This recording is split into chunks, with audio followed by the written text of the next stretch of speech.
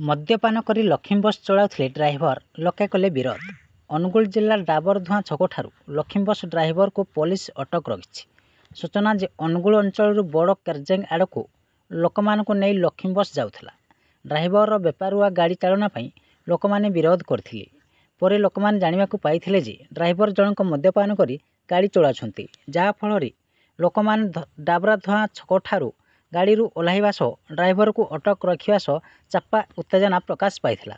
ସ୍ଥାନୀୟ ଲୋକମାନେ ପୋଲିସକୁ ଖବର ଦେବାରୁ ଘଟଣାସ୍ଥଳରେ ପୋଲିସ ପହଞ୍ଚି ଲୋକମାନଙ୍କୁ ବୁଝାସୁଝା କରିବା ସହ ଡ୍ରାଇଭର ଏବଂ ବସ୍କୁ ଅଟକ ରଖିଛି। ଏ ଘଟଣା ବିଷୟରେ ତଦନ୍ତ ଚାଲିଛି ବୋଲି ପୋଲିସ କହିଛନ୍ତି।